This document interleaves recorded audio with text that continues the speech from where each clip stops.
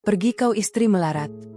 Bentak suamiku sambil mendorong tubuhku yang hamil tua, demi membelikan apartemen untuk pelakornya. Dia lupa, gedung mewah itu milikku.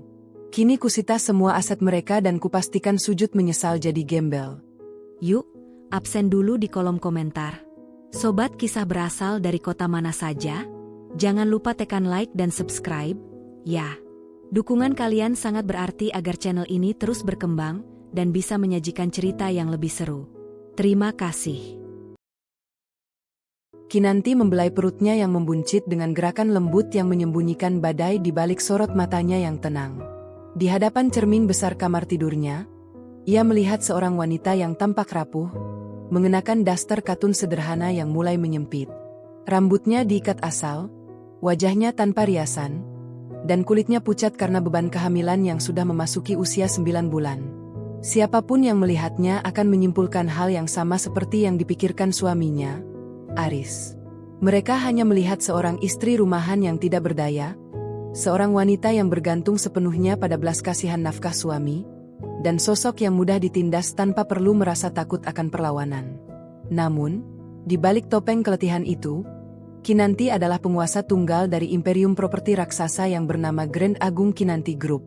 Nama belakangnya bukan sekadar identitas, melainkan simbol kekuasaan yang mampu menggetarkan bursa saham hanya dengan satu memo internal. Aris masuk ke dalam kamar tanpa mengetuk pintu. Langkah kakinya terdengar angkuh di atas lantai kayu jati yang sebenarnya dibayar oleh dana rahasia milik Kinanti. Pria itu melempar dasinya ke atas tempat tidur dengan kasar, seolah-olah Kinanti adalah pelayan yang memang bertugas memungut sisa-sisa kotorannya. Wajah Aris tampak berseri, bukan karena melihat istrinya yang sedang berjuang dengan sesak napas akibat janin yang menekan diafragma, melainkan karena kesuksesan semu yang baru saja ia raih. Ia baru saja menandatangani kontrak pengelolaan unit di sebuah apartemen mewah bernama The Zenith. Aris tidak pernah tahu bahwa gedung pencakar langit itu adalah aset pribadi Kinanti yang paling berharga. Bagi Aris, Kinanti hanyalah gadis yatim piatu dari desa yang ia selamatkan dari kemiskinan, tanpa pernah menyadari bahwa setiap sen yang ia miliki sekarang adalah hasil dari skenario panjang yang telah disusun Kinanti sejak hari pertama mereka bertemu. Kinanti membalikkan badannya perlahan, memasang raut wajah cemas yang sudah ia latih selama bertahun-tahun. Ia tahu persis bagaimana cara memainkan peran sebagai istri yang penurut. Aris mendekat, namun bukan untuk memeluk atau menanyakan kabar bayi mereka. Pria itu justru merogoh saku jasnya dan mengeluarkan sebuah brosur properti yang sangat familiar bagi Kinanti. Dengan nada bicara yang meremehkan, Aris memamerkan gambar unit Gria Tawang di lantai paling atas. Ia mengatakan bahwa apartemen itu adalah simbol kesuksesannya sebagai pria sejati, tempat di mana ia bisa merasa bebas dari suasana rumah yang membosankan dan bau minyak kayu putih yang selalu melekat pada tubuh Kinanti. Aris tertawa kecil, sebuah tawa yang terdengar seperti gesekan amplas di telinga Kinanti, saat ia menyebutkan bahwa wanita seperti Kinanti tidak akan pernah cocok berada di tempat semewah itu. Setiap kata hinaan yang keluar dari mulut Aris adalah bahan bakar bagi api dendam yang sudah lama dipendam oleh Kinanti. Dahulu, keluarga Aris merampas tanah leluhur keluarga Kinanti melalui manipulasi hukum yang licik, membuat kakek Kinanti meninggal dalam kemiskinan dan kehinaan. Kinanti tumbuh besar dengan satu tujuan tunggal, yaitu mengambil kembali apa yang menjadi hak darahnya. Pernikahan ini adalah bentuk infiltrasi yang paling dingin. Ia membiarkan Aris merasa besar, membiarkan suaminya itu merasa seperti raja di atas tanah yang sebenarnya milik istrinya sendiri. Kinanti sengaja memberikan celah agar Aris bisa mencuri dana perusahaan kecil yang mereka bangun bersama, padahal sebenarnya Aris sedang menggali lubang kuburnya sendiri di bawah pengawasan ketat tim legal Kinanti yang bergerak di balik bayang-bayang. Kondisi hamil tua ini sebenarnya adalah variabel yang tidak pernah ada dalam rencana awal Kinanti. Anak dalam kandungannya adalah satu-satunya hal nyata di tengah ribuan kebohongan yang ia ciptakan. Namun, ia menyadari bahwa kehamilannya adalah kamuflase yang sempurna. Saat Aris sibuk berselingkuh dan merencanakan masa depan dengan wanita lain di apartemen yang secara teknis milik Kinanti, Kinanti sedang menghitung hari menuju kehancuran pria itu. Di dalam tas kulit tua yang tergeletak di pojok ruangan, terdapat sebuah telepon genggam satelit terenkripsi. Lewat benda itulah Kinanti mengendalikan ribuan karyawan dan mengarahkan kebijakan ekonomi makro di sektor properti. Di rumah ini, ia adalah Kinanti yang lemah, Namun di luar sana, ia adalah naga yang siap menyemburkan api. Aris mulai berbicara tentang rencananya untuk melakukan perjalanan bisnis selama 1 minggu ke depan. Kinanti tahu itu bohong. Aris akan menghabiskan waktu bersama selingkuhannya di unit apartemen mewah tersebut. Kinanti hanya menunduk, membiarkan air mata buatan membasahi pipinya agar Aris merasa semakin superior. Aris membentak, menyuruhnya berhenti menangis karena wajah sedih Kinanti membuatnya muak. Pria itu kemudian mengambil kunci mobil dan pergi begitu saja tanpa pamit, meninggalkan Kinanti dalam kesunyian kamar yang luas. Begitu suara deru mobil Aris menghilang di kejauhan, bahu Kinanti tegak seketika. Tatapan matanya yang tadi layu berubah menjadi tajam sekeras berlian. Ia berjalan menuju meja kecil, mengambil telepon rahasianya, dan menekan satu tombol cepat. Suara di seberang sana menjawab dengan nada yang sangat hormat, memanggilnya dengan sebutan nyonya besar. Kinanti tidak lagi menggunakan suara lembutnya yang rapuh. Suaranya kini terdengar berat, penuh otoritas, dan sangat dingin. Ia memberikan perintah singkat untuk memulai tahap pertama dari operasi pembersihan aset. Ia meminta laporan detil mengenai setiap transaksi yang dilakukan Aris dalam 24 jam terakhir. Kinanti juga memerintahkan agar seluruh akses kartu kredit tambahan yang digunakan oleh selingkuhan Aris segera dipantau namun jangan diblokir dahulu. Ia ingin memberikan rasa aman palsu kepada mereka berdua sebelum menjatuhkan hukuman yang paling menyakitkan. Baginya, pembalasan dendam yang terbaik adalah saat musuh merasa berada di puncak dunia, tepat sebelum mereka menyadari bahwa dunia yang mereka pijak sebenarnya adalah milik orang yang paling mereka remehkan. Sambil menatap langit malam dari balik jendela, Kinanti berbisik kepada janinnya bahwa waktu untuk bersandiwara akan segera berakhir. Ia tidak akan membiarkan anaknya tumbuh dengan ayah yang merupakan seorang pencuri dan pengkhianat. Setiap perlakuan buruk Aris, setiap kata hinaan, dan setiap dorongan kasar yang pernah ia terima, semuanya telah dicatat dengan rapi dalam memori strategisnya. Aris mengira ia sedang mengelola properti mewah, padahal ia hanyalah penyewa sementara di atas tanah yang sedang menuntut balas. Kinanti mengelus perutnya sekali lagi, merasakan tendangan kecil dari dalam yang seolah memberikan persetujuan atas rencana besarnya. 10 tahun penantian untuk merebut kembali warisan keluarga kini tinggal menyisakan beberapa langkah terakhir. Malam itu, Kinanti tidak tidur sebagai istri yang tersakiti. Ia terjaga sebagai arsitek dari sebuah kehancuran yang sistematis. Di atas meja riasnya, sebuah dokumen tersembunyi berisi daftar seluruh aset Aris yang sebenarnya telah diagunkan ke perusahaan cangkang milik Kinanti. Aris secara legal tidak memiliki apa-apa, bahkan baju yang ia kenakan saat ini secara teknis adalah milik Grand Agung Kinanti Group. Kinanti tersenyum tipis, sebuah senyuman yang tidak akan pernah ingin dilihat oleh Aris. Ironi terbesar dari kisah ini adalah bahwa Aris merasa sedang membangun surga untuk dirinya sendiri, padahal ia sedang membangun penjara tanpa jeruji yang kuncinya dipegang erat oleh wanita yang ia panggil dengan sebutan istri miskin. Kinanti mematikan lampu kamar, membiarkan kegelapan menyelimuti dirinya, sementara di luar sana, mesin kekuasaannya mulai bergerak dalam kesunyian yang mematikan. Perjalanan menuju puncak konflik telah dimulai, dan Kinanti memastikan bahwa ia adalah orang terakhir yang akan tertawa di atas runtuhan harga diri suaminya. Sinar matahari pagi menembus celah gorden, namun tidak mampu menghangatkan dingin yang membeku di hati Kinanti. Ia terbangun bukan oleh kecupan manis, melainkan oleh dentuman pintu depan yang ditutup kasar oleh Aris yang pergi tanpa pamit. Kinanti bangkit perlahan, menahan beban perutnya yang kian berat, lalu melangkah menuju meja rias. Di sana tergeletak sebuah struk belanja perhiasan yang sengaja ditinggalkan Aris di dalam saku celana kotornya semalam. Sebuah kalung berlian seharga ratusan juta rupiah, dibeli di toko perhiasan ternama, namun Kinanti tahu benda itu tidak akan pernah melingkar di lehernya. Aris menganggap Kinanti terlalu kampungan untuk mengenakan berlian, sehingga pria itu lebih memilih menghamburkan uangnya untuk wanita simpanan yang ia tempatkan di apartemen The Zenith. Kinanti mengambil struk itu, jemarinya yang lentur meremas kertas kecil tersebut hingga hancur. Sebuah simbol kecil dari apa yang akan ia lakukan pada hidup suaminya. Pukul 9 pagi, sebuah sedan hitam mewah dengan kaca gelap berhenti tepat 2 blok dari rumah sederhana mereka. Kinanti keluar mengenakan tunik longgar dan kacamata hitam besar, berjalan dengan langkah tenang namun pasti. Begitu ia masuk ke dalam mobil, suasana seketika berubah. Sopir dan seorang pria berpakaian rapi di kursi depan menunduk hormat dengan takzim yang luar biasa. Tidak ada lagi Kinanti yang rapuh dan bicara terbata-bata. Yang ada hanyalah nyonya besar Grand Agung Kinanti Group yang bicaranya tajam dan penuh perhitungan.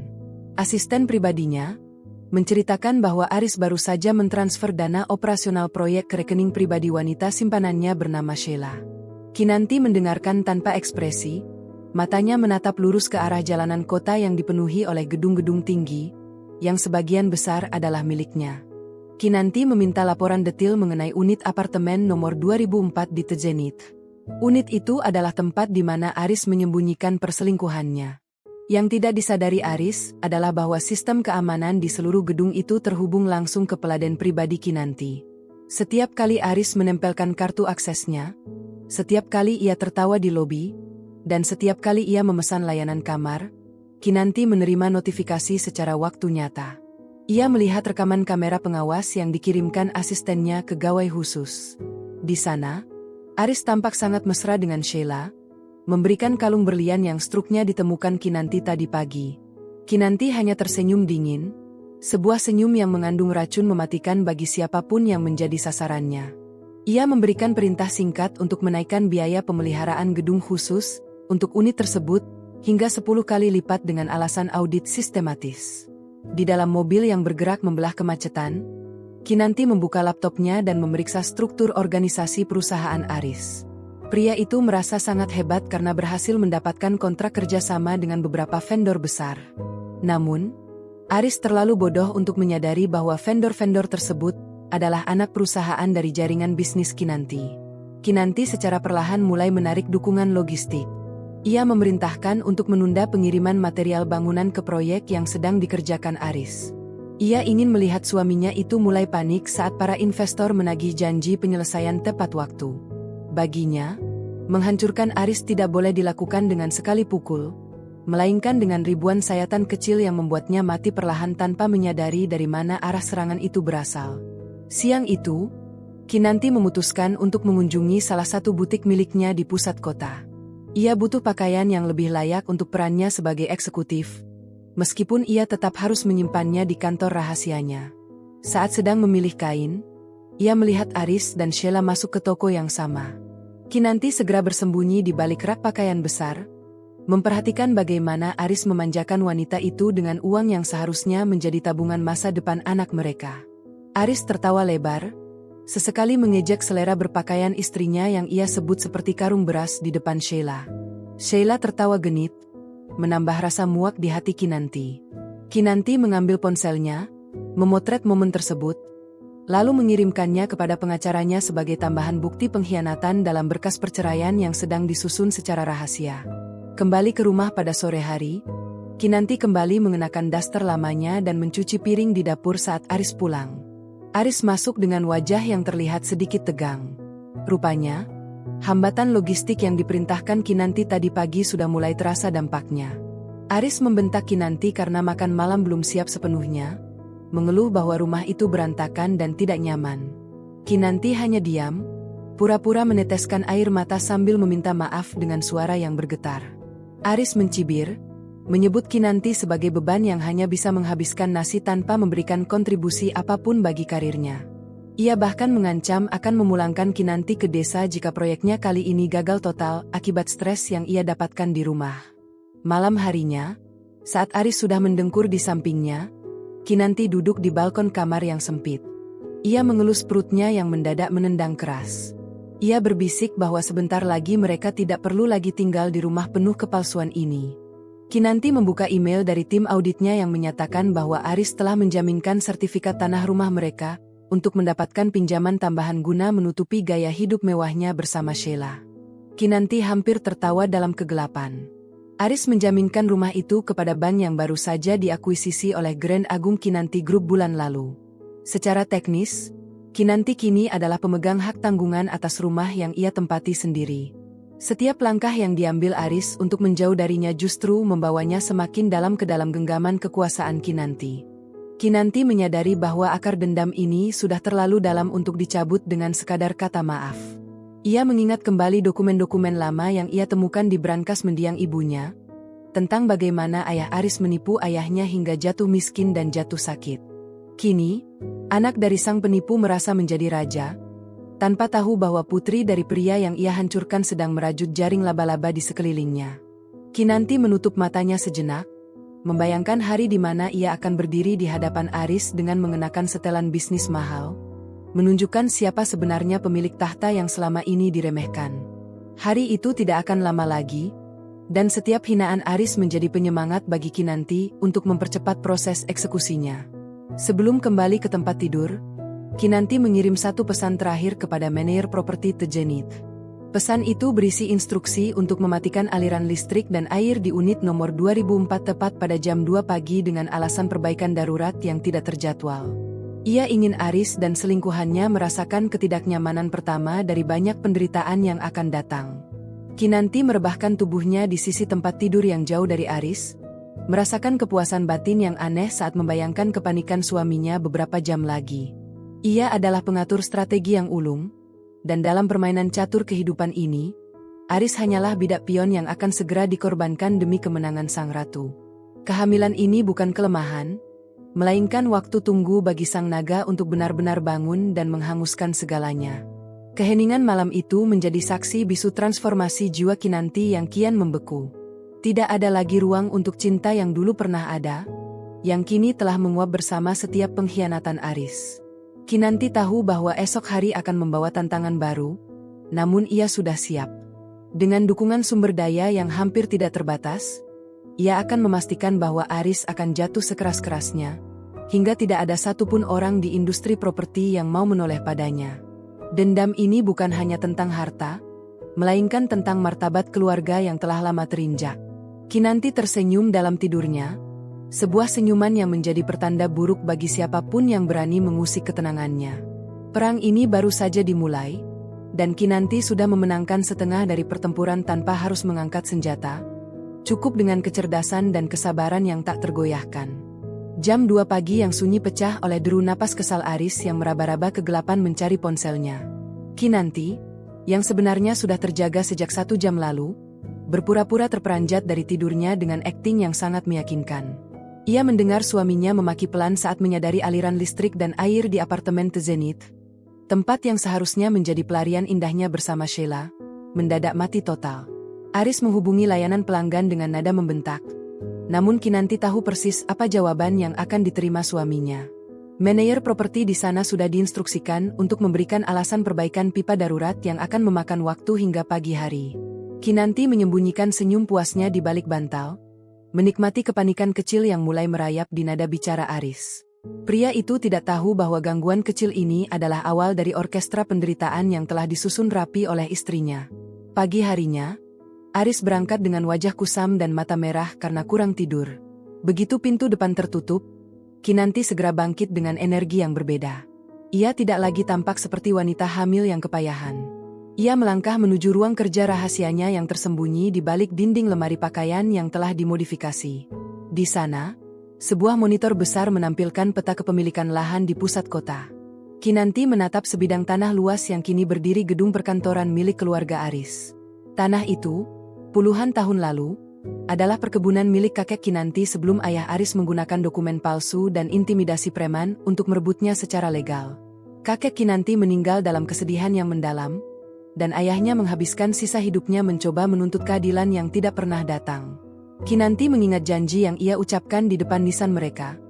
Ia tidak akan hanya mengambil tanah itu kembali, ia akan mengambil seluruh harga diri keluarga perampas itu. Kinanti mengambil sebuah map kulit berwarna merah yang berisi dokumen asli silsilah kepemilikan lahan tersebut. Ia telah menghabiskan waktu 15 tahun untuk melacak setiap celah hukum yang ditinggalkan oleh keluarga Aris. Pernikahannya dengan Aris adalah langkah pamungkas. Ia perlu masuk ke dalam lingkaran terdalam keluarga itu untuk menemukan bukti-bukti korupsi dan penggelapan pajak yang dilakukan oleh mendiang mertuanya, yang kini diteruskan oleh Aris dengan cara yang lebih ceroboh. Kinanti menyadari bahwa kehamilannya adalah sebuah anomali dalam rencana dingin ini. Ia tidak pernah berencana untuk memiliki anak dengan pria yang ia benci, namun janin ini telah hadir dan ia bersumpah akan menjadikannya pewaris tunggal dari kekaisaran yang ia rebut kembali. Anaknya tidak akan pernah tahu rasa lapar atau rasa hina seperti yang pernah dialami ibunya dahulu. Pukul 10 pagi, Kinanti menerima telepon dari kepala tim legalnya, seorang pengacara handal yang hanya tunduk pada perintahnya. Pengacara itu melaporkan bahwa Aris baru saja mencoba mengajukan pinjaman darurat ke bank lain dengan menjaminkan aset perusahaan peninggalan ayahnya. Aris mulai terpojok karena vendor-vendor material bangunan, yang semuanya berada di bawah kendali Kinanti, mulai menuntut pembayaran di muka. Kinanti memberikan instruksi dengan suara dingin agar bank tersebut menolak pengajuan Aris dengan alasan profil risiko yang terlalu tinggi. Ia ingin Aris merasa tercekik, melihat kerajaan bisnisnya mulai retak dari dalam sementara pria itu masih sibuk memikirkan bagaimana caranya menyenangkan selingkuhannya di apartemen mewah yang kini mulai terasa seperti penjara. Siang itu, Kinanti memutuskan untuk muncul di kantor pusat Grand Agung Kinanti Group untuk pertama kalinya dalam sebulan terakhir. Ia masuk melalui pintu belakang khusus eksekutif agar tidak ada media yang menyadari kehadirannya. Di ruang rapat utama yang mewah, 10 direktur senior sudah menunggu dengan sikap hormat yang kaku. Kinanti duduk di kursi pimpinan, perut besarnya tidak mengurangi aura otoritas yang terpancar dari setiap kalimat yang ia ucapkan. Ia memaparkan rencana akuisisi paksa terhadap perusahaan Aris melalui skema pembelian utang. Ia memerintahkan timnya untuk membeli semua surat hutang yang dikeluarkan oleh perusahaan Aris di pasar sekunder. Dalam hitungan hari, Kinanti akan menjadi kreditor tunggal suaminya sendiri. Jika Aris gagal membayar satu cicilan saja, Kinanti berhak menyita seluruh aset perusahaan tersebut tanpa melalui proses pengadilan yang panjang. Saat rapat berlangsung, asisten pribadinya masuk dan membisikkan bahwa Aris sedang berada di lobi gedung, mencoba meminta pertemuan dengan salah satu direktur pemasaran untuk menawarkan kerjasama. Kinanti tertawa kecil, sebuah tawa yang terdengar sangat kontras dengan image istri desa yang ia perankan di rumah. Ia memerintahkan agar Aris dibiarkan menunggu di lobi selama 3 jam tanpa kepastian, lalu ditolak dengan alasan jadwal yang penuh. Ia ingin suaminya merasakan bagaimana rasanya menjadi orang kecil yang tidak dianggap, persis seperti yang sering Aris lakukan kepadanya di rumah. Kinanti memperhatikan Aris dari monitor pengawas di ruang rapat. Pria itu tampak frustrasi, berkali-kali membetulkan kerah kemejanya yang mulai berkeringat, tidak menyadari bahwa istrinya sedang memperhatikannya dari lantai paling atas dengan tatapan penghinaan. Sore hari, sebelum kembali ke rumah, Kinanti menyempatkan diri mengunjungi sebuah panti asuhan yang ia dirikan atas nama ibunya. Di sana, ia kembali menjadi sosok yang lembut, namun kelembutannya kini memiliki dasar kekuatan yang kokoh. Ia menyadari bahwa kekuasaan tanpa empati adalah apa yang membuat keluarga Aris menjadi monster, dan ia tidak ingin menjadi monster yang sama. Namun, bagi Aris, ia tidak akan menyisakan sedikit pun empati. Pria itu telah melampaui batas saat ia berani menghina asal-usul Kinanti di depan Sheila. Kinanti ingat betul kalimat Aris yang mengatakan bahwa Kinanti beruntung bisa mencicipi nasi putih berkat uangnya. Kinanti berjanji dalam hati, dalam waktu dekat, Arislah yang akan memohon untuk sekadar mendapatkan sisa makanan dari mejanya. Kembali ke rumah, Kinanti mendapati Aris sudah ada di ruang tamu dengan botol minuman keras di tangannya. Wajahnya merah padam karena amarah dan kelelahan. Aris langsung membentak Kinanti, menyalahkannya atas nasib buruk yang ia alami seharian ini. Aris mengatakan bahwa aura kemiskinan Kinanti membawa sial bagi karirnya. Kinanti hanya menunduk, pura-pura gemetar, sambil menyiapkan air hangat untuk kaki suaminya. Saat ia berlutut di depan Aris untuk melepaskan sepatu pria itu, Aris menendang tangan Kinanti dengan kasar hingga ia nyaris terjungkal. Aris berteriak bahwa ia muak melihat wajah Kinanti yang selalu terlihat menderita. Kinanti menarik napas panjang, menahan emosinya yang meledak di dalam dada. Ia bangkit perlahan, meminta maaf dengan suara lirih, lalu masuk ke kamar mandi. Di dalam kamar mandi, Kinanti membasuh tangannya yang memerah. Ia menatap pantulan dirinya di cermin. Air matanya tidak mengalir karena sedih, melainkan karena kemarahan yang sudah mencapai titik didih. Ia mengambil ponsel rahasianya dan mengirim pesan singkat kepada tim eksekusi lapangannya. Pesan itu hanya terdiri dari 3 kata, mulai tahap 2. Tahap 2 berarti penarikan seluruh fasilitas kantor Aris secara serentak. Besok pagi, Aris akan mendapati mobil kantornya ditarik, kartu bensinnya diblokir, dan sekretaris pribadinya mengundurkan diri secara mendadak. Kinanti ingin melihat seberapa kuat suaminya bertahan saat semua penyangga hidupnya diambil satu persatu. Malam itu, Kinanti berbaring di samping Aris yang mendengkur keras karena pengaruh alkohol. Ia menatap langit-langit kamar, menghitung mundur hari-hari menuju kehancuran total keluarga perampas itu. Ia memikirkan bagaimana reaksi Aris saat mengetahui bahwa tanah tempat ia berpijak, gedung tempat ia bekerja, dan rumah tempat ia tidur semuanya kembali ke tangan pemilik aslinya. Kinanti mengelus perutnya, memberikan ketenangan pada bayi yang ikut gelisah karena ketegangan ibunya. Perang ini bukan lagi sekadar misi infiltrasi, ini adalah pembersihan sejarah. Dan Kinanti, dengan segala kekuasaan dan kekayaan yang ia miliki, akan memastikan bahwa keadilan tidak hanya akan ditegakkan, tetapi juga akan dirayakan di atas puing-puing kesombongan Aris. Bintang-bintang di luar jendela seolah menjadi saksi bahwa waktu bagi sang pewaris untuk bertahta kembali telah tiba, dan tidak ada satupun kekuatan yang bisa menghentikannya.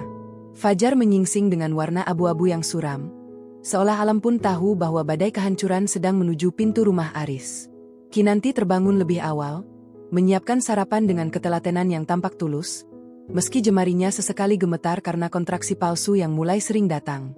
Aris keluar dari kamar dengan wajah kusut, matanya merah karena sisa alkohol semalam dan amarah yang belum padam. Tanpa sepatah kata pun, pria itu duduk dan menyantap makanan yang dihidangkan Kinanti, namun baru suapan ketiga, ia melempar sendoknya ke atas meja hingga menimbulkan bunyi denting yang memekakkan telinga. Aris mengeluh bahwa rasa masakan Kinanti hambar, sama hambarnya dengan kepribadian istrinya yang ia anggap membosankan. Kinanti hanya menunduk, meminta maaf dengan suara lirih yang serak, sambil meremas pinggiran dasternya untuk menyembunyikan kepuasan yang mulai membuncah di dadanya. Ia tahu, dalam hitungan jam, Aris tidak akan lagi mempermasalahkan rasa makanan, melainkan bagaimana cara untuk tetap memiliki piring di atas mejanya. Tepat pukul 8 pagi, saat Aris bersiap berangkat ke kantor, sebuah mobil derek berhenti di depan pagar rumah mereka. Dua pria berbadan tegap dengan seragam resmi mengetuk pintu dan menunjukkan dokumen penarikan kendaraan operasional. Aris terbelalak, berteriak bahwa itu adalah mobil kantor yang menjadi haknya sebagai direktur utama. Namun, petugas itu dengan dingin menjelaskan bahwa perusahaan penyewaan kendaraan telah membatalkan kontrak secara sepihak karena adanya perubahan kebijakan dari pemegang saham mayoritas. Aris mencoba menghubungi sekretarisnya, namun panggilannya dialihkan ke kotak suara. Ia tidak tahu bahwa sekretarisnya, yang selama ini dibayar oleh dana rahasia Kinanti, telah mengundurkan diri 15 menit yang lalu setelah menerima bonus pesangon yang sangat besar. Kinanti berdiri di ambang pintu, berpura-pura cemas dan bertanya apa yang sedang terjadi, sementara di balik saku dasternya, ia menekan tombol perintah pada ponsel satelitnya untuk memulai fase blokade keuangan tahap kedua. Begitu mobil Aris diderek pergi, pria itu terpaksa memesan taksi daring dengan wajah yang merah padam karena malu dilihat oleh tetangga. Kinanti segera masuk ke dalam rumah, mengunci pintu, dan menuju ruang kerja rahasianya. Ia membuka laptop dan bergabung dalam rapat virtual dengan Dewan Direksi Grand Agung Kinanti Group. Agenda hari ini sangat krusial, pemutusan jalur kredit vendor bagi perusahaan properti milik Aris.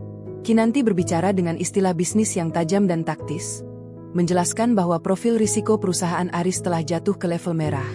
Ia memerintahkan agar seluruh pasokan semen dan baja untuk proyek Tejenit dihentikan seketika. Tanpa pasokan itu, proyek kebanggaan Aris akan terbengkalai, dan denda keterlambatan yang nilainya mencapai miliaran rupiah per hari akan mulai berjalan. Kinanti menekankan bahwa tidak boleh ada negosiasi. Ia ingin Aris merasakan tekanan dari segala penjuru hingga pria itu tidak punya ruang untuk bernapas. Siang itu, Kinanti memantau pergerakan bursa saham melalui 3 layar monitor yang berkedip-kedip. Ia melihat nilai saham perusahaan keluarga Aris mulai merosot tajam, akibat rumor kegagalan proyek yang sengaja ia sebarkan melalui jaringan media miliknya. Di saat yang sama, asisten pribadinya mengirimkan laporan bahwa Aris sedang berada di kantor bank, mencoba mencairkan deposito pribadinya. Namun, Kinanti sudah selangkah lebih maju. Ia telah memberikan instruksi kepada bank tersebut untuk melakukan audit mendalam atas asal-usul dana deposito itu, yang secara teknis membekukan akses Aris selama 48 jam ke depan. Kinanti menyandarkan punggungnya ke kursi kerja yang ergonomis, mengelus perutnya yang semakin besar, dan merasakan tendangan janin yang seolah ikut merayakan kemenangan taktis ini. Ia bukan lagi wanita yang bisa didorong hingga jatuh. Ia adalah benteng yang sedang meruntuhkan lawan tanpa perlu mengeluarkan satu kata makian pun. Di sisi lain kota, Aris sedang mengalami hari yang paling buruk dalam hidupnya. Setelah gagal mendapatkan uang dari bank, ia mencoba mendatangi apartemen Sheila untuk mencari ketenangan. Namun, begitu tiba di lobi Tejenit, petugas keamanan mencegatnya. Kartu aksesnya dinyatakan tidak valid karena adanya tunggakan biaya pemeliharaan yang membengkak secara misterius. Sheila, yang tidak mau hidup dalam kesulitan, menolak membukakan pintu dan justru memaki Aris lewat intercom. Menuduh Aris telah menipunya dengan janji Janis kekayaan palsu. Aris berdiri mematung di lobi mewah itu, dikelilingi oleh kemegahan yang seharusnya ia kuasai, namun kini ia merasa seperti orang asing yang terusir. Ia tidak menyadari bahwa setiap inci marmer di bawah kakinya dan setiap lampu kristal di atas kepalanya adalah milik Kinanti, istri yang selalu ia sebut sebagai wanita udik yang tidak berguna. Sore harinya, Kinanti menerima pesan bahwa Aris sedang dalam perjalanan pulang dengan berjalan kaki karena kehabisan saldo di aplikasi transportasinya. Kinanti segera merapikan ruang kerja rahasianya dan kembali ke dapur. Ia menyiapkan segelas air putih dan duduk di sofa ruang tamu, menunggu mangsanya masuk ke dalam jaring. Saat Aris tiba, penampilannya sangat berantakan. Kemejanya basah oleh keringat, rambutnya acak-acakan, dan matanya memancarkan keputusasaan yang mendalam. Aris jatuh terduduk di lantai, tepat di depan kaki Kinanti. Untuk pertama kalinya, tidak ada teriakan atau makian. Aris tampak hancur. Kinanti mengulurkan gelas air putih itu dengan wajah yang tampak penuh simpati. Meski di dalam hatinya ia sedang menghitung sisa waktu yang dimiliki Aris sebelum surat penyitaan rumah tiba besok pagi. Aris mulai meracau tentang pengkhianatan rekan bisnisnya dan bagaimana dunia seolah bersekongkol untuk menjatuhkannya. Kinanti mendengarkan dengan sabar, sesekali mengelus pundak Aris dengan gerakan yang menenangkan. Namun, saat Aris mulai menyalahkan aura sial dari kehamilan Kinanti sebagai penyebab kehancurannya, genggaman tangan Kinanti mengeras. Kinanti menarik tangannya kembali, berdiri perlahan dengan keanggunan seorang ratu, dan menatap suaminya dari ketinggian. Ia mengatakan dengan suara datar bahwa mungkin masalahnya bukan pada aura, melainkan pada pondasi yang dibangun di atas tanah curian. Aris menengadah, bingung dengan pilihan kata istrinya, namun ia terlalu lelah untuk mencerna maksud tersirat dari ucapan tersebut.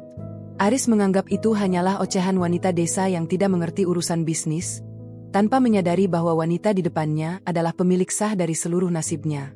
Malam itu, saat Aris tertidur karena kelelahan di sofa, Kinanti menghubungi tim eksekusi asetnya. Ia memberikan koordinat terakhir untuk penyitaan aset-aset kecil yang masih tersisa atas nama Aris, termasuk jam tangan mewah dan koleksi sepatu bermerek milik suaminya. Kinanti ingin Aris benar-benar bersih dari segala simbol status sosialnya sebelum ia mengungkapkan identitas aslinya. Ia memikirkan ironi dari rencana ini.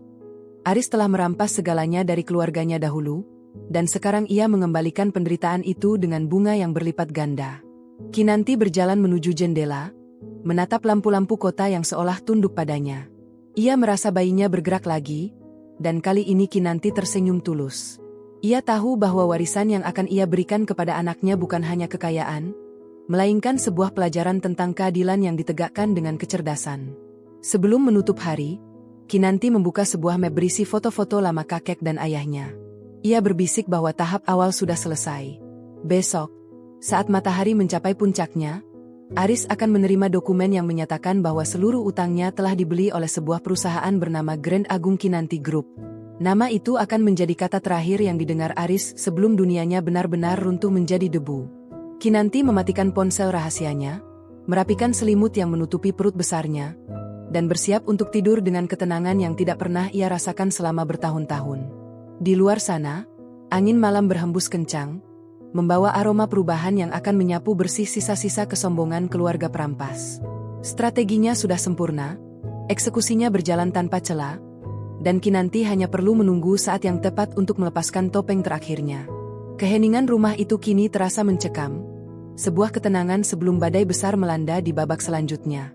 Aris masih terlelap dalam ketidaktahuannya, bermimpi tentang kejayaan yang sudah lama hilang, sementara Kinanti sudah berada di masa depan, merencanakan setiap langkah pembangunan kembali di atas reruntuhan yang akan ia ciptakan. Tidak ada ruang untuk penyesalan di hati Kinanti. Setiap air mata yang pernah ia teteskan karena hinaan Aris telah berubah menjadi beton dan baja yang mengukuhkan kekuasaannya. Ia adalah perwujudan dari pepatah bahwa pembalasan adalah hidangan yang paling nikmat disajikan dalam keadaan dingin. Dengan perut yang membawa masa depan, Kinanti memejamkan mata, siap menyambut hari di mana ia tidak lagi perlu berpura-pura menjadi lemah di hadapan pria yang telah kehilangan segalanya. Matahari pagi ini terasa lebih menyengat, seolah ikut membakar sisa-sisa harga diri yang masih melekat pada sosok Aris. Kinanti duduk di meja makan, perlahan mengunyah sepotong roti gandum sambil memperhatikan suaminya yang tampak seperti mayat hidup. Kemeja bermerek yang dulu selalu licin disetrika kini tampak kusut, sewarna dengan wajahnya yang kuyu. Aris terus-menerus menatap layar ponselnya yang gelap, berharap ada keajaiban dari investor atau setidaknya satu telepon dari Sheila yang kembali melunak. Kinanti tetap diam, memerankan sosok istri yang prihatin dengan sangat sempurna. Ia menawarkan segelas susu hangat kepada Aris, namun pria itu justru menepis tangan Kinanti hingga gelas itu pecah berkeping-keping di lantai. Aris membentak, menyalahkan kondisi rumah yang pengap dan kehadiran Kinanti yang dianggapnya sebagai pembawa sial utama dalam kejatuhan bisnisnya. Kinanti tidak membalas, ia hanya berlutut perlahan untuk memungut pecahan kaca, membiarkan jemarinya sedikit tergores agar Aris merasa tetap memiliki kendali sebagai penguasa rumah yang zalim. Pukul 10 pagi, sebuah mobil hitam mewah berhenti tepat di depan gerbang. Dua orang pria bersetelan jas gelap keluar membawa map tebal. Aris bergegas keluar, mengira itu adalah bantuan yang ia tunggu, namun langkahnya terhenti saat melihat logo Grand Agung Kinanti Group pada map tersebut. Petugas itu menyampaikan bahwa seluruh hutang pribadi dan perusahaan Aris telah dialihkan kepemilikannya kepada konsorsium mereka. Aris terhuyung, lidahnya keluh saat mendengar bahwa rumah yang ia tempati saat ini sudah masuk dalam daftar sita jaminan karena gagal bayar bunga pinjaman yang melonjak misterius. Kinanti berdiri di balik jendela, menyaksikan suaminya memohon-mohon kepada petugas lapangan yang sebenarnya adalah bawahan setianya. Aris tidak menyadari bahwa perintah penyitaan itu keluar langsung dari ruang kerja rahasia istrinya, hanya beberapa jam yang lalu. Kinanti mengusap perutnya yang menegang, merasakan kekuatan yang mengalir di setiap denyut nadinya saat melihat musuh keluarganya mulai merangkak di tanah. Setelah para petugas pergi, Aris masuk ke dalam rumah dengan amarah yang meledak-ledak. Ia menyeret Kinanti ke ruang tengah, menuduh istrinya tidak becus mengurus rumah, hingga membawa kutukan bagi keluarga. Aris bahkan berteriak bahwa ia menyesal telah menikahi wanita miskin seperti Kinanti yang tidak memiliki koneksi bisnis apapun. Kinanti hanya menatap lantai, menyembunyikan kilatan amarah di matanya yang tajam. Ia tahu bahwa Aris sedang berada di titik nadir, namun ini belum puncaknya. Kinanti berkata dengan suara bergetar bahwa ia memiliki sedikit perhiasan simpanan yang mungkin bisa membantu. Padahal itu adalah umpan untuk melihat seberapa jauh kerakusan Aris akan melangkah. Benar saja, Aris langsung merampas kotak perhiasan kecil yang disodorkan Kinanti, tanpa tahu bahwa di dalam perhiasan itu tertanam pelacak GPS dan mikrofon mini yang akan merekam setiap langkah pengkhianatan Aris selanjutnya. Siang harinya, Kinanti memantau melalui aplikasi rahasia di ponselnya. Aris rupanya langsung menuju sebuah toko gadai, namun bukannya menggunakan uang itu untuk membayar hutang, ia justru menghubungi Sheila. Kinanti mendengarkan rekaman suara Aris yang merayu wanita itu, menjanjikan bahwa mereka akan segera pergi ke luar negeri setelah ia berhasil menguras sisa aset yang masih tersisa. Kinanti menarik napas dalam, merasakan kekecewaan yang sudah tidak lagi menyakitkan, melainkan memperkuat tekadnya. Ia segera menghubungi manajer operasional Grand Agung Kinanti Group dan memerintahkan agar seluruh paspor atas nama Aris dan Sheila masuk ke dalam daftar cekal di sistem imigrasi melalui jalur hukum yang ia kuasai. Kinanti ingin memastikan bahwa tidak ada jalan keluar bagi Aris selain menghadapi kehancuran yang telah ia ciptakan sendiri di atas tanah warisan yang ia curi. Sore itu, Aris kembali ke rumah dengan membawa koper besar. Ia memerintahkan Kinanti untuk segera berkemas, namun bukan untuk ikut bersamanya, melainkan untuk pindah ke rumah kontrakan kecil di pinggiran kota. Aris mengatakan bahwa ia tidak lagi mampu membiayai hidup Kinanti dan calon bayi mereka di rumah mewah ini. Ironisnya, rumah mewah yang ia maksud sebenarnya adalah rumah milik keluarga Kinanti yang dulu dirampas ayah Aris. Kinanti mengangguk patuh, mengemasi pakaian-pakaian lamanya ke dalam tas kain sederhana. Ia melihat Aris menyembunyikan tumpukan uang tunai di bawah tumpukan bajunya sendiri. Aris mengira ia sedang melakukan langkah cerdas untuk melarikan diri, padahal setiap lembar uang itu telah dicatat nomor serinya oleh tim audit Kinanti sebagai bukti tindak pidana pencucian uang. Kinanti membiarkan Aris merasa menang untuk beberapa jam lagi, sementara jaring laba-laba kekuasaannya kian rapat melilit pria itu. Saat malam tiba, suasana rumah menjadi sangat mencekam. Aris terus-menerus menenggak minuman keras sambil memandangi foto-foto masa kejayaannya. Ia mulai meracau tentang bagaimana ayahnya dulu sangat hebat karena bisa mengambil tanah luas ini, hanya dengan beberapa lembar dokumen palsu. Kinanti yang sedang duduk di sudut ruangan, mendengarkan pengakuan spontan itu dengan teliti. Ia merekam seluruh ucapan Aris menggunakan perangkat yang tersembunyi di balik bros dasternya. Pengakuan ini adalah potongan teka-teki terakhir yang ia butuhkan untuk memulihkan nama baik kakeknya secara hukum. Kinanti merasa jiwanya sedikit lega. Beban sejarah yang ia pikul selama 15 tahun mulai terasa ringan. Ia melihat suaminya bukan lagi sebagai pria yang pernah ia coba cintai, melainkan sebagai sisa-sisa terakhir dari sebuah sistem yang korup dan jahat yang harus segera dibersihkan. Kinanti berdiri perlahan dan berjalan menuju balkon. Di bawah cahaya bulan, ia melihat siluet gedung-gedung tinggi di cakrawala kota. Hampir sepertiga dari bangunan itu adalah bagian dari Grand Agung Kinanti Group. Ia memikirkan bagaimana esok hari akan menjadi titik balik yang paling dramatis. Aris berencana meninggalkannya besok pagi untuk menyusul Sheila. Namun Kinanti sudah menyiapkan kejutan yang jauh lebih besar di bandara. Kinanti membelai perutnya, berbisik bahwa mereka tidak akan pernah pergi ke rumah kontrakan manapun. Sebaliknya, mereka akan kembali ke mensahn utama keluarga Kinanti yang selama ini ia tutup untuk umum. Kekuasaan yang ia pegang bukan hanya tentang angka di rekening bank, tapi tentang hak untuk menentukan siapa yang layak berdiri tegak dan siapa yang harus bersimpuh di kaki keadilan. Sebelum menutup matanya, Kinanti mengirimkan satu instruksi terakhir untuk tim legalnya. Ia meminta agar gugatan pengembalian hak milik atas tanah rumah ini diajukan tepat pada jam 9 pagi besok. Ia ingin Aris menerima surat itu tepat saat ia mencoba check-in di bandara. Kinanti ingin melihat ekspresi Aris saat menyadari bahwa seluruh hidupnya hanyalah sebuah pinjaman dari orang yang paling ia benci. Kinanti tersenyum, sebuah senyuman yang penuh dengan ketenangan namun menyimpan dingin yang mematikan. Ia tahu bahwa tidurnya malam ini akan menjadi tidur terakhirnya sebagai Kinanti yang malang. Besok, dunia akan mengenalinya sebagai sang penguasa yang bangkit dari rahim penderitaan untuk mengambil kembali apa yang menjadi miliknya. Keheningan malam itu hanya dipecah oleh suara dengkur Aris yang berat dan bau alkohol yang menyengat. Kinanti tidak merasa jijik lagi, ia hanya merasa hampa. Baginya, Aris sudah menjadi sejarah yang sudah selesai ditulis. Segala bentuk intimidasi dan penghinaan yang ia terima selama ini telah ia ubah menjadi strategi yang kedap air. Ia adalah seorang eksekutif sejati. Ia tidak bertindak berdasarkan emosi sesaat, melainkan berdasarkan hasil akhir yang menguntungkan. Dan dalam perhitungannya, kerugian Aris adalah keuntungan mutlak bagi masa depan anaknya. Dengan keyakinan itu, Kinanti memejamkan mata, membiarkan kegelapan merangkulnya menuju fajar kemenangan yang sudah di depan mata. Setiap detik yang berlalu adalah langkah mundur bagi Aris dan langkah maju bagi kejayaan Kinanti. Rencana infiltrasi ini hampir mencapai garis finish. Kinanti menyadari bahwa kehamilannya justru memberikan kekuatan ekstra, sebuah naluri pelindung yang membuatnya tidak mengenal rasa takut. Ia bukan sekadar pewaris properti, ia adalah pewaris martabat yang telah lama hilang. Besok, saat matahari terbit, ia akan melepaskan daster katun ini dan mengenakan jubah kekuasaannya kembali. Tidak ada lagi air mata, tidak ada lagi permohonan maaf yang palsu. Hanya ada Kinanti, sang pemimpin Grand Agung Kinanti Group, yang akan berdiri di atas reruntuhan kesombongan suaminya dengan kepala tegak dan perut yang membawa harapan baru. Pagi hari itu tiba dengan atmosfer yang menyesakkan, seakan oksigen di dalam rumah mewah yang mulai kosong itu telah habis tersedot oleh ketegangan. Aris berdiri di tengah ruang tamu dengan koper besar di sampingnya, wajahnya menunjukkan campuran antara kepanikan dan kebengisan yang tidak lagi disembunyikan.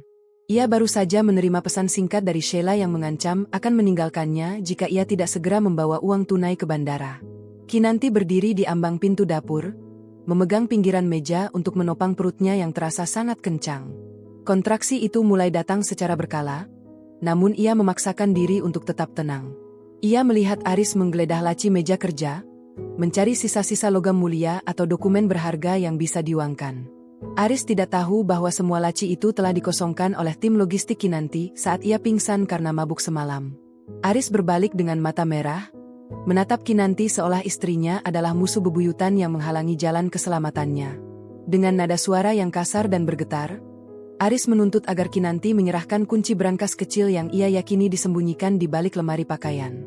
Kinanti hanya menggeleng perlahan, suaranya tenang namun tegas saat mengatakan bahwa tidak ada lagi yang tersisa di rumah ini kecuali hutang dan kehinaan.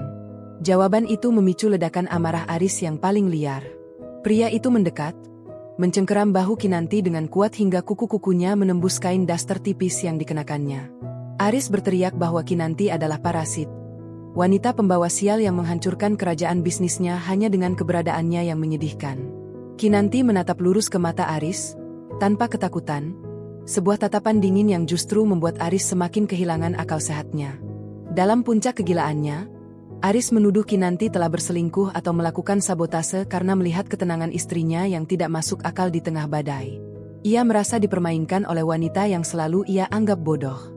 Saat Kinanti mencoba melepaskan diri karena merasakan nyeri hebat di perut bawahnya, Aris justru kehilangan kendali sepenuhnya. Dengan satu sentakan kuat, Aris mendorong tubuh Kinanti yang sedang hamil tua itu ke arah sofa. Namun tenaga pria itu terlalu besar hingga Kinanti terpental dan terjatuh ke lantai marmer yang keras. Suara benturan itu menggema di ruangan yang sunyi, diikuti oleh rintihan tertahan dari bibir Kinanti. Aris tertegun sejenak melihat istrinya meringkuk kesakitan, namun bukannya menolong, ia justru meludahi lantai di samping kepala Kinanti dan menyambar kopernya untuk segera pergi menuju bandara. Kinanti merasakan cairan hangat mulai mengalir di sela kakinya, bercampur dengan rasa sakit yang seperti membelah tulang panggulnya. Namun, di tengah penderitaan fisik yang luar biasa itu, kesadaran eksekutifnya justru mencapai titik kejernihan tertinggi. Ia merogoh saku dasternya, mengeluarkan ponsel satelit yang selalu ia simpan, dan menekan kode darurat. Dalam hitungan detik, suara asisten pribadinya terdengar, penuh kecemasan. Kinanti memerintahkan dengan suara yang terputus-putus namun penuh otoritas, agar tim medis segera datang ke lokasi, dan yang lebih penting, ia memberikan perintah final untuk menutup seluruh akses keluar kota bagi Aris. Ia ingin suaminya itu ditangkap bukan oleh polisi biasa, melainkan oleh tim hukum Grand Agung Kinanti Group di depan publik agar rasa malunya tidak akan pernah hilang seumur hidup. 10 menit kemudian, suara sirine ambulans dan deru mesin mobil hitam mewah memecah keheningan lingkungan elit tersebut. Pintu rumah didobrak oleh tim keamanan berseragam lengkap yang dipimpin langsung oleh kepala operasional perusahaan Kinanti. Mereka menemukan nyonya besar mereka terbaring di lantai, namun mata Kinanti tetap terbuka tajam. Sambil dibantu naik ke atas tandu, Kinanti memberikan instruksi terakhir melalui tatapan mata kepada pengacaranya yang ikut datang. Ia meminta agar proses penyitaan rumah ini dilakukan saat itu juga, tanpa menunggu 1 jam pun. Ia ingin Aris kembali ke rumah ini nanti dan mendapati gerbangnya telah digembok dengan rantai baja dan segel resmi dari konsorsium miliknya. Rasa sakit di perutnya semakin menjadi, menandakan bahwa sang ahli waris sudah tidak sabar untuk melihat dunia yang akan ia kuasai nantinya. Di dalam ambulans yang melaju kencang menuju rumah sakit pribadi milik grup perusahaannya, Kinanti menggenggam erat tangan perawat. Ia tidak menangis karena perlakuan kasar Aris. Ia justru merasa merdeka. Dorongan Aris tadi adalah segel terakhir yang mematikan bagi pernikahan mereka. Secara hukum, itu adalah penganiayaan berat terhadap istri yang sedang hamil, sebuah amunisi tambahan yang akan memastikan Aris membusuk di penjara untuk waktu yang sangat lama. Kinanti tersenyum di tengah ringisannya, membayangkan wajah Aris saat menyadari bahwa wanita yang ia dorong ke lantai adalah orang yang memegang seluruh kendali atas napas finansialnya. Ia merasa seolah-olah beban sejarah keluarganya yang terhina selama puluhan tahun telah lunas terbayar dengan jatuhnya ia ke lantai marmer tadi. Sementara itu, tim IT Kinanti telah berhasil melacak keberadaan Aris yang sedang terjebak macet menuju bandara. Mereka mulai meretas sistem papan iklan elektronik di sepanjang jalan protokol yang dilalui Aris. Gambar wajah Aris muncul dengan tulisan besar sebagai buronan internal perusahaan atas kasus penggelapan dana dan penipuan properti. Kinanti ingin menghancurkan reputasi pria itu secara sosial sebelum ia menghancurkannya secara hukum. Setiap orang yang mengenal Aris kini melihat wajahnya sebagai simbol pengkhianatan. Kinanti memastikan bahwa tidak akan ada ruang persembunyian bagi Aris, bahkan di lubang tikus sekalipun. Kekuasaan Grand Agung Kinanti Group kini bekerja seperti jaring raksasa yang perlahan menutup, menjepit mangsanya dari segala arah tanpa celah sedikit pun untuk meloloskan diri. Sesampainya di rumah sakit, Kinanti langsung dibawa ke ruang operasi darurat. Dokter menyatakan bahwa ia harus menjalani persalinan sesar segera karena adanya trauma akibat benturan. Sebelum bius total menyelimuti kesadarannya, Kinanti meminta asistennya untuk mendekatkan ponsel ke telinganya. Ia ingin mendengar laporan bahwa Aris telah dihentikan di gerbang keberangkatan bandara. Saat asistennya mengonfirmasi bahwa Aris sedang dipiting oleh petugas keamanan bandara di depan ratusan mata penumpang, Kinanti memejamkan matanya dengan damai. Ia telah menyelesaikan bagian tersulit dari rencana ini. Ia telah melahirkan kehancuran bagi musuhnya sebelum ia melahirkan masa depan bagi anaknya. Kegelapan bius mulai merangkulnya, membawa Kinanti ke dalam istirahat singkat sebelum ia bangun sebagai penguasa yang sesungguhnya. Di luar ruang operasi, seluruh jajaran direksi Grand Agung Kinanti Group berjaga dengan sikap hormat. Mereka tahu bahwa hari ini bukan hanya tentang kelahiran seorang bayi, melainkan tentang kembalinya sang ratu properti ke singgasananya yang sah. Aris, di sisi lain kota, sedang menjerit-jerit histeris saat diborgol, memaki-maki nama Kinanti tanpa menyadari bahwa wanita yang ia maki adalah pemilik rumah sakit tempat ia mungkin akan dibawa jika ia jatuh sakit nanti. Kekuasaan Kinanti telah melampaui batas-batas fisik. Ia telah menjadi hantu yang menghantui setiap aset yang pernah disentuh Aris. Dendam ini bukan lagi tentang perasaan, melainkan tentang keadilan murni yang ditegakkan dengan ketajaman pikiran seorang eksekutif sejati yang tidak pernah mengenal kata kalah. Lampu ruang operasi menyala terang, menandakan perjuangan hidup dan mati sedang berlangsung di dalam sana. Kinanti telah mempertaruhkan segalanya, termasuk nyawanya sendiri, untuk memastikan bahwa keadilan bagi leluhurnya kembali tegak. Di atas lantai marmer rumah sakit yang dingin, masa depan sedang dibentuk. Aris telah kehilangan segalanya dalam satu dorongan kasar yang ia kira akan memberikan kemenangan, namun justru menjadi lonceng kematian bagi kebebasannya.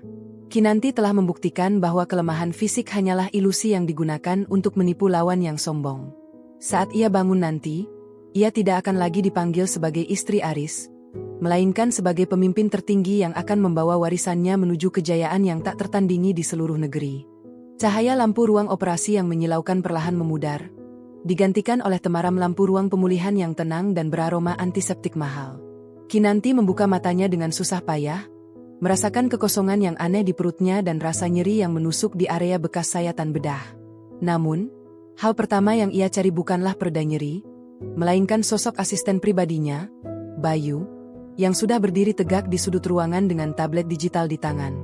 Dengan suara parau yang hampir menyerupai bisikan, Kinanti menanyakan satu hal, keberadaan Aris. Bayu menunduk hormat, melaporkan bahwa Aris saat ini sedang meringkuk di ruang interogasi bandara, histeris dan terus-menerus meneriakkan nama Kinanti sebagai dalang dari kegagalannya. Kinanti tersenyum tipis, sebuah senyuman yang tidak menyiratkan kebahagiaan, melainkan kepuasan logis dari seorang eksekutif yang melihat rencananya berjalan presisi sesuai jadwal yang telah ditentukan. Detik berikutnya, seorang perawat masuk mendorong box bayi transparan. Di dalamnya, seorang bayi laki-laki mungil tertidur pulas, dibalut kain sutra lembut dengan gelang identitas yang mencantumkan nama keluarga Kinanti, tanpa sedikit pun jejak nama Aris. Kinanti menyentuh jemari kecil itu, merasakan aliran kekuatan baru yang membakar sisa-sisa rasa sakit fisiknya. Bayi ini adalah bukti nyata bahwa misi infiltrasi yang ia jalankan selama bertahun-tahun telah membuahkan hasil yang sempurna. Ia telah mengamankan pewaris sah bagi Grand Agung Kinanti Group, sekaligus memastikan bahwa pria yang menyumbangkan separuh DNA bayi tersebut tidak akan pernah memiliki hak untuk menyentuhnya. Bagi Kinanti, bayi ini adalah mahkota yang ia rebut kembali dari tangan para perampas. Sebuah simbol kemenangan yang akan ia jaga dengan seluruh kekuasaan dan kekayaan yang ia miliki sekarang. Tanpa membuang waktu, Kinanti memerintahkan Bayu untuk mendekatkan ponsel satelit ke telinganya. Meski tubuhnya masih lemah, otaknya bekerja secepat mesin prosesor tercanggih. Ia memberikan instruksi kepada tim legalnya untuk segera mengirimkan dokumen gugatan cerai dan tuntutan pidana atas penganiayaan berat ke kantor polisi tempat Aris akan dipindahkan.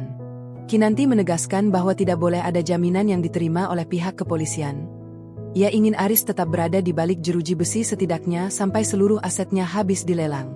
Ia juga memerintahkan agar Sheila, selingkuhan Aris, diberikan pilihan untuk bekerja sama sebagai saksi kunci atau ikut terseret dalam kasus pencucian uang. Kinanti tahu persis tipe wanita seperti Sheila.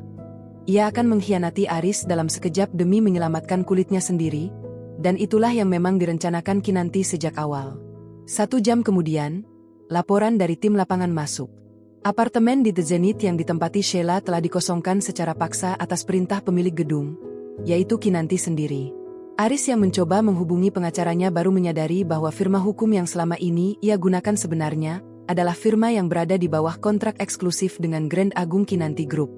Tidak ada satupun pengacara di kota ini yang berani mengambil kasus Aris setelah mengetahui siapa lawan yang mereka hadapi. Kinanti mendengarkan laporan itu dengan napas yang mulai teratur. Ia membayangkan Aris yang kini sedang duduk di kursi kayu keras kantor polisi, Menyadari bahwa seluruh dunia yang ia bangun dengan penuh kesombongan hanyalah panggung sandiwara yang disutradarai oleh istrinya sendiri dari balik daster sederhana. Puncak dari serangan balik Kinanti terjadi saat ia memerintahkan tim medianya untuk merilis berita utama tentang skandal korupsi di perusahaan properti milik Aris. Berita itu tidak hanya menghancurkan harga saham perusahaan tersebut hingga ke titik nol, tetapi juga mengungkap bagaimana ayah Aris dulu merampas tanah milik keluarga Kinanti melalui cara-cara yang melanggar hukum. Dengan bukti-bukti otentik yang selama ini disimpan rapat oleh Kinanti, publik kini melihat Aris bukan sebagai pengusaha yang gagal, melainkan sebagai kriminal yang pantas mendapatkan hukuman sosial paling berat.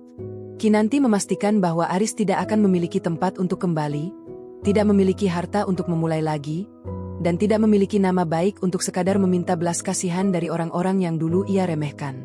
Di tengah kesibukan mengarahkan operasional dari ranjang rumah sakit, Kinanti sesekali menatap bayinya yang mulai bergerak gelisah. Ia berjanji dalam hati bahwa tangan yang tadi didorong oleh Aris hingga terluka akan menjadi tangan yang membangun masa depan paling gemilang bagi anak ini. Ia tidak akan membiarkan setetes pun racun keserakahan keluarga Aris mengalir dalam pola asuh anaknya. Kinanti meminta asistennya untuk menyiapkan draft surat keputusan perusahaan yang menyatakan bahwa bayi tersebut adalah penerima manfaat utama dari seluruh aset Grand Agung Kinanti Group sejak hari kelahirannya. Ini adalah langkah pencegahan agar jika terjadi sesuatu padanya, kekaisaran bisnisnya tetap berada di tangan yang tepat, terlindungi oleh sistem hukum yang ia bangun dengan sangat teliti dan tanpa celah. Malam itu, Kinanti meminta untuk dipindahkan ke ruang perawatan VIP yang lebih tertutup. Ia ingin menikmati momen kemenangannya tanpa gangguan. Sambil memegang laporan keuangan yang menunjukkan bahwa seluruh hutang Aris kini telah berada di bawah kendalinya, Kinanti merasakan ketenangan yang luar biasa. Ia adalah pemilik dari setiap kepingan hidup Aris sekarang. Pakaian yang dikenakan Aris di penjara, makanan yang akan ia makan esok hari, dan udara yang ia hirup secara teknis adalah pemberian dari Kinanti. Dominasi total ini adalah bentuk keadilan yang paling murni bagi Kinanti. Ia telah mengubah posisi dari korban yang tertindas menjadi pemegang kendali absolut atas nasib musuhnya. Sebuah transformasi yang hanya bisa dilakukan oleh seorang eksekutif sejati dengan visi jangka panjang yang tak tergoyahkan. Sebelum memejamkan mata untuk beristirahat, Kinanti melihat melalui siaran berita televisi tentang kerumunan wartawan yang mengepung kantor polisi saat Aris dibawa keluar dengan tangan terborgol. Wajah Aris tampak hancur, matanya mencari-cari sesuatu yang tidak akan pernah ia temukan lagi. Kejayaan palsu yang ia banggakan. Kinanti mematikan televisi dengan remote di tangannya, membiarkan ruangan kembali sunyi.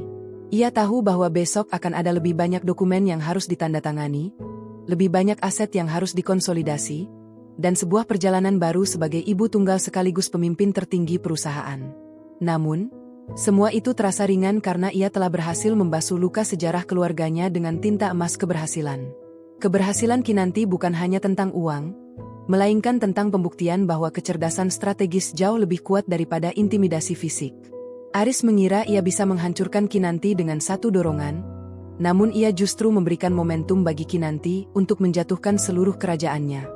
Kinanti mengelus bekas operasinya yang masih terasa nyeri, menganggapnya sebagai tanda kehormatan dari pertempuran terakhir yang ia menangkan secara telak.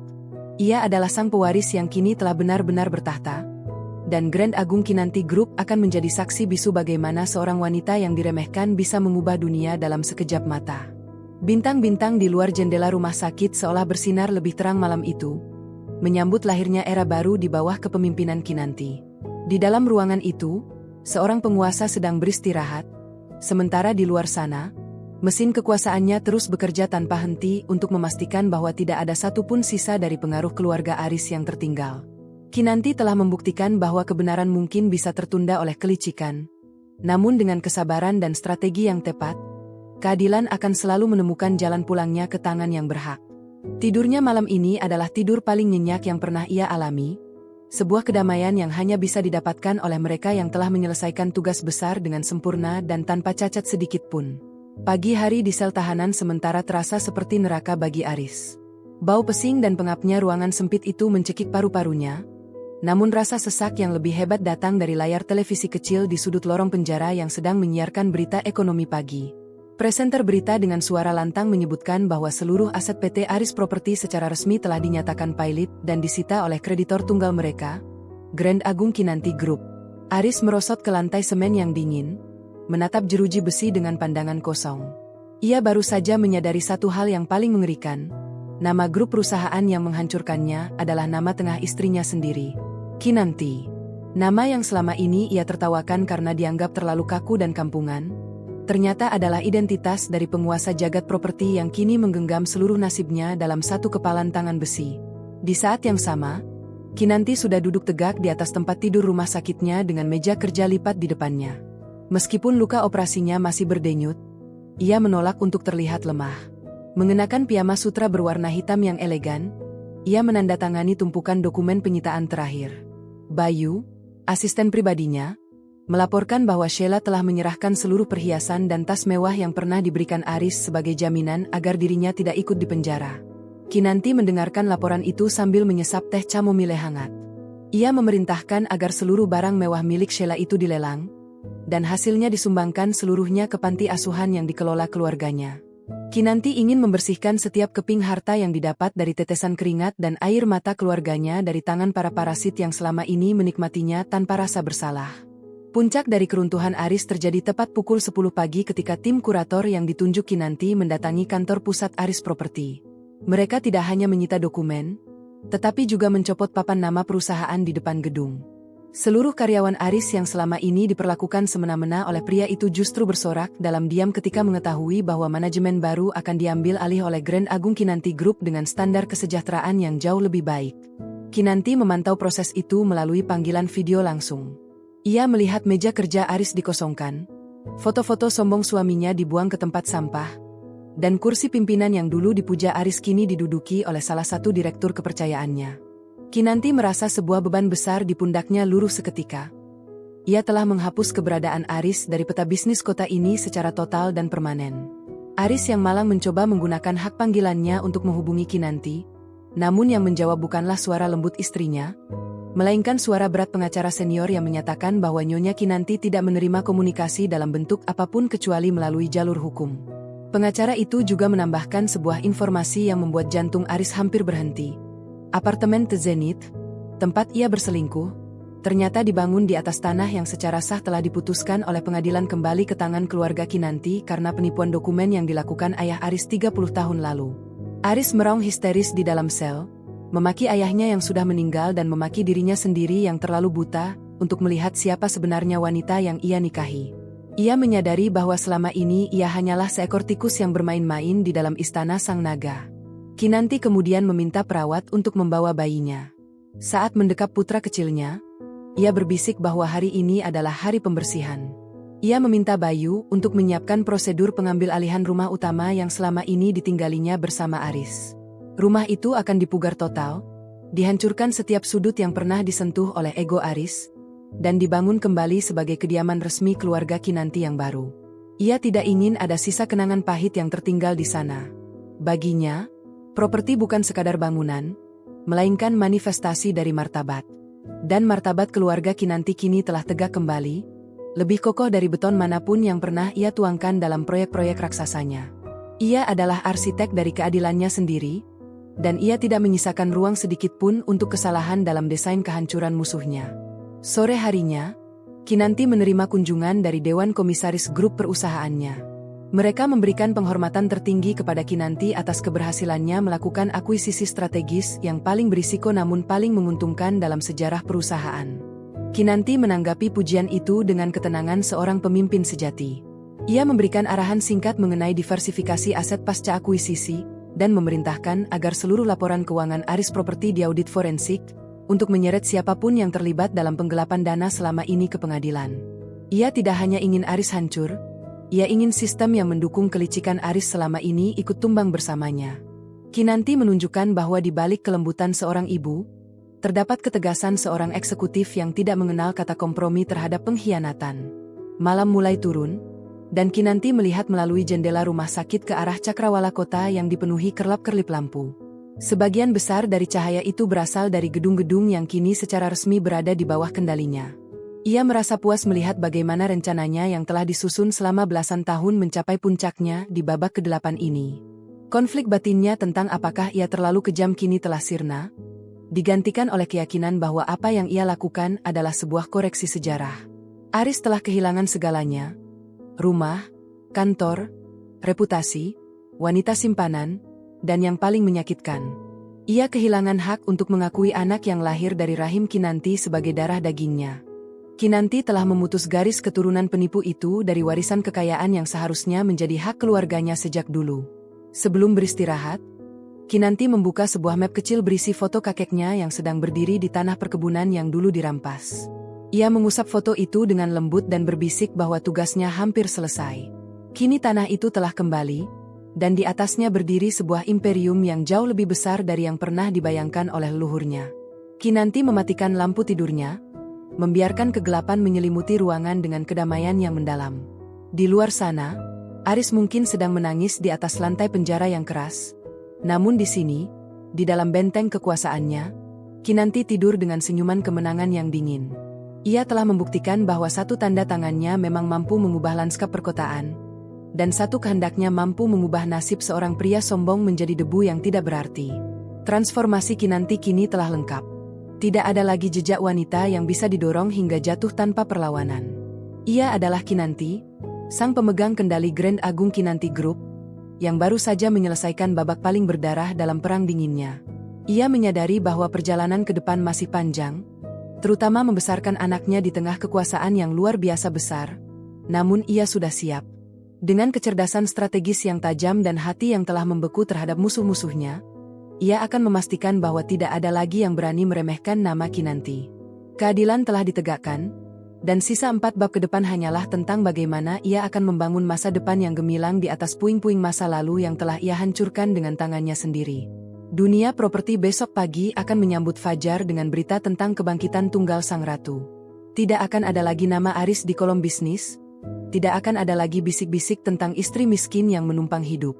Yang ada hanyalah legenda tentang seorang pewaris yang melakukan infiltrasi paling senyap dan paling mematikan untuk mengambil kembali tahtanya. Kinanti telah memenangkan pertarungan di pertengahan jalan ini dengan sangat telak, membuat puncak konflik ini menjadi titik akhir bagi musuhnya dan titik awal bagi kejayaannya yang abadi.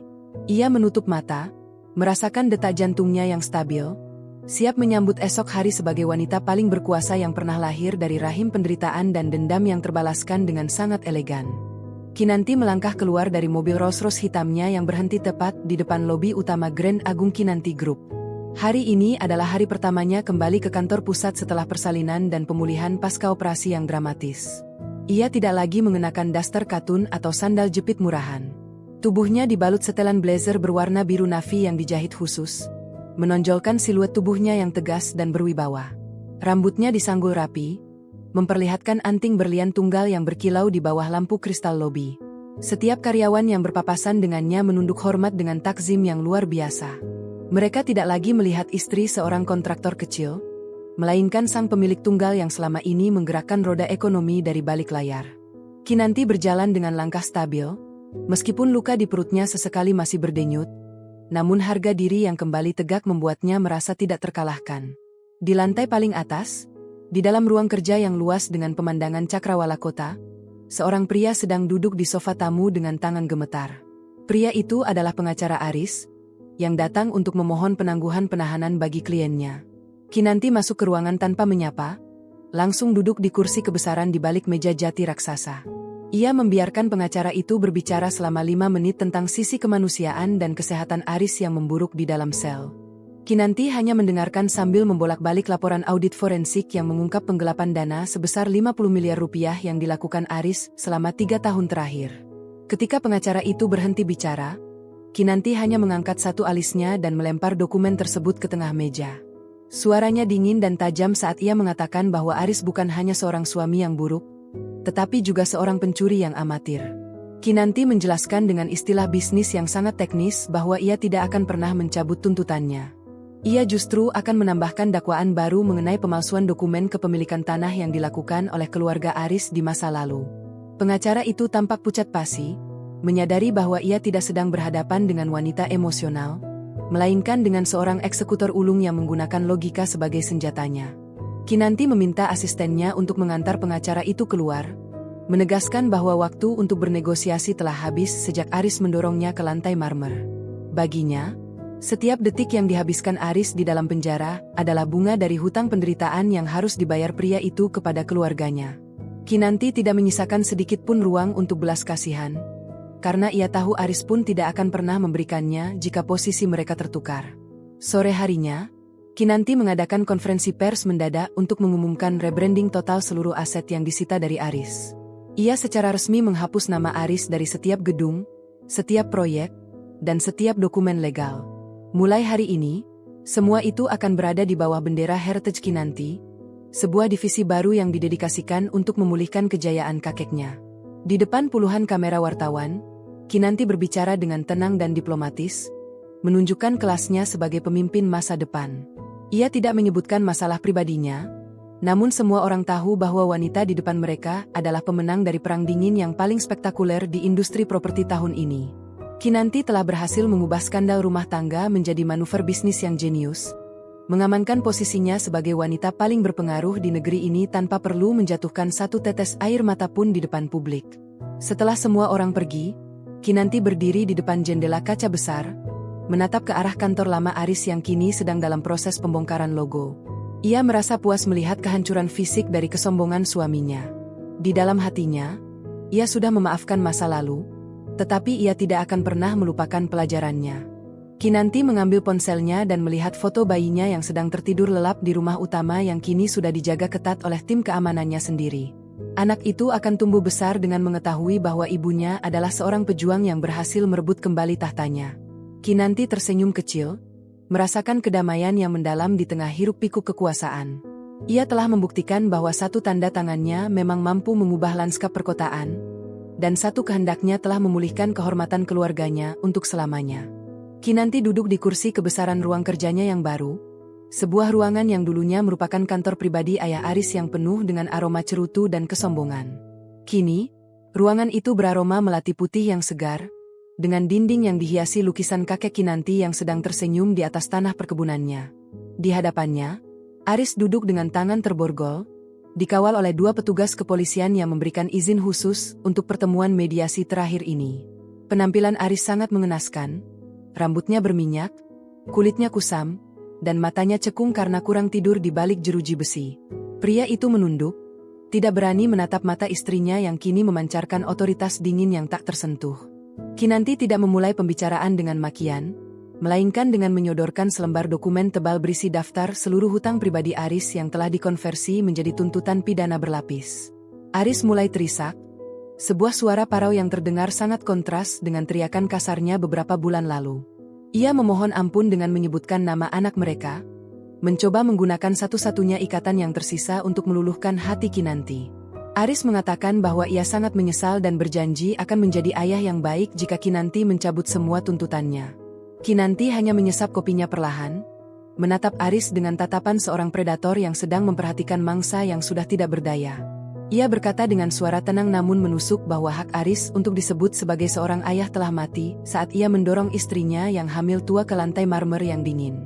Kinanti menekankan bahwa anak mereka tidak membutuhkan sosok ayah yang merupakan seorang penipu, pengkhianat, dan pengecut yang hanya berani menindas wanita yang ia anggap lemah.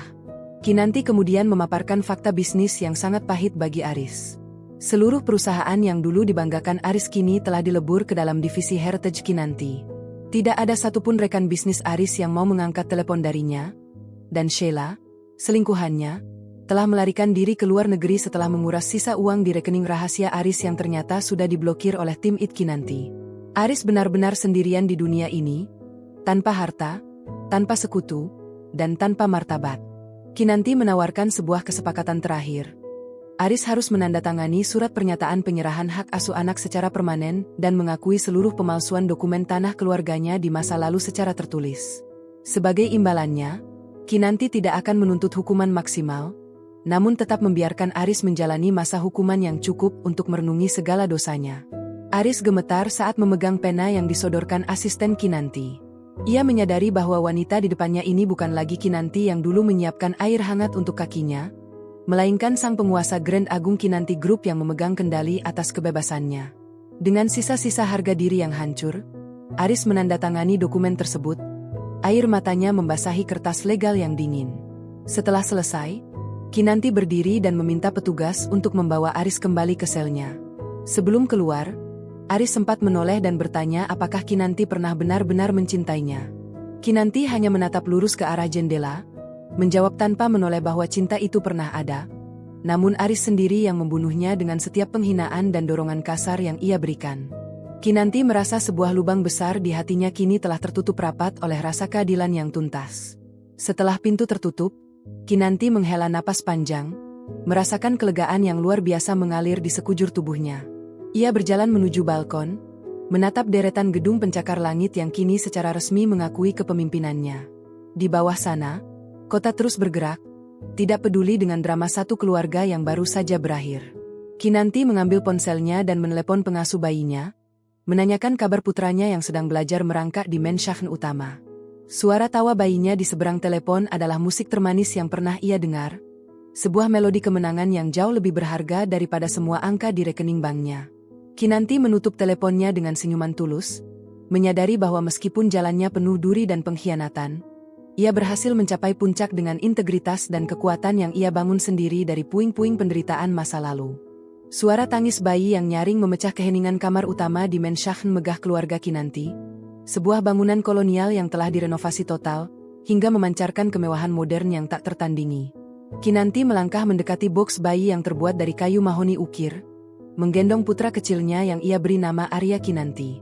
Di luar jendela besar yang menghadap langsung ke taman pusat kota, matahari terbit dengan warna keemasan, menyinari gedung-gedung pencakar langit yang kini secara resmi berada di bawah kendali tunggal Grand Agung Kinanti Group.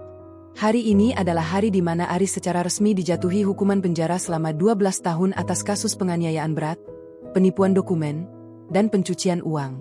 Kinanti menatap wajah bayinya, merasakan kedamaian yang mendalam karena ia telah berhasil memutus rantai kemiskinan dan penghinaan yang pernah menimpa leluhurnya. Tidak akan ada lagi air mata yang tumpah karena penindasan pria sombong di rumah ini, karena setiap inci tanah ini telah disucikan kembali oleh keadilan yang ia tegakkan sendiri. Sambil menimang Arya, Kinanti menerima laporan pagi dari Bayu melalui tablet digitalnya. Laporan itu menyebutkan bahwa proses lelang sisa aset pribadi Aris telah selesai, termasuk mobil sport dan jam tangan mewah yang dulu selalu dipamerkan pria itu untuk merendahkan Kinanti. Hasil lelang tersebut telah dialokasikan untuk dana pendidikan anak-anak kurang mampu di desa asal kakek Kinanti. Kinanti tersenyum tipis, merasakan kepuasan yang murni saat mengetahui bahwa harta yang didapat dari hasil rampasan kini kembali menjadi berkah bagi orang banyak. Ia tidak menyimpan sedikit pun sisa peninggalan Aris. Baginya, setiap benda yang pernah disentuh Aris mengandung racun keserakahan yang harus dibuang jauh-jauh. Kinanti kemudian memberikan instruksi untuk mengubah bekas kantor pusat Aris Property menjadi pusat pelatihan kewirausahaan bagi perempuan korban kekerasan dalam rumah tangga. Ia ingin tempat yang dulu menjadi saksi bisu kesombongan suaminya berubah menjadi mercusuar harapan bagi wanita lain yang sedang berjuang mencari kekuatan. Siang harinya, Kinanti menghadiri rapat umum pemegang saham tahunan yang pertama sejak ia mengambil alih kekuasaan secara penuh. Mengenakan setelan jas putih yang melambangkan kemurnian dan kemenangan, ia berdiri di depan ratusan investor yang dulu meremehkannya saat ia masih menjadi bayang-bayang Aris. Dengan suara yang jernih dan penuh otoritas, Kinanti memaparkan visi masa depan perusahaannya yang fokus pada pembangunan berkelanjutan dan tanggung jawab sosial. Ia tidak lagi dipandang sebagai istri kontraktor, melainkan sebagai sang jenius properti yang berhasil melakukan restrukturisasi utang terbesar dalam 1 dekade. Tepuk tangan meriah menggema di aula mewah itu, sebuah pengakuan yang tulus atas kecerdasan strategis yang ia miliki. Kinanti menatap barisan kursi terdepan yang kini kosong dari sosok Aris, menyadari bahwa kehancuran suaminya adalah harga yang pantas untuk kebangkitan sebuah imperium yang lebih manusiawi dan bermartabat. Setelah rapat selesai, Kinanti menyempatkan diri mengunjungi makam kakek dan ayahnya di pinggiran kota. Ia membawa seikat bunga melati putih dan meletakkannya di atas nisan yang kini telah dipugar dengan sangat indah. Sambil bersimpuh di samping makam, Kinanti berbisik bahwa tugasnya untuk mengambil kembali tanah warisan telah tuntas seutuhnya. Ia menceritakan tentang Arya, penerus yang akan menjaga kehormatan keluarga mereka dengan cara yang benar. Angin sepo-sepo berhembus seolah membawa restu dari masa lalu, menghapus sisa-sisa dendam yang mungkin masih terselip di sudut hatinya. Kinanti merasa jiwanya benar-benar ringan. Ia telah melahirkan masa depan yang gemilang dari rahim penderitaan yang sangat perih. Ia bukan lagi seorang korban yang bersembunyi di balik daster lusuh, melainkan seorang pemenang yang berdiri tegak di atas pondasi kejujuran dan kerja keras yang tidak akan pernah bisa diruntuhkan oleh siapapun lagi. Malam itu, Kinanti duduk di balkon kamarnya, memperhatikan gemerlap lampu kota yang seolah tunduk padanya. Ia membuka sebuah kotak kecil berisi kunci emas asli dari gerbang utama Grand Agung Kinanti Group. Kunci itu bukan sekadar alat pembuka pintu, melainkan simbol bahwa ia adalah pemegang tunggal nasib ribuan orang di bawah kepemimpinannya.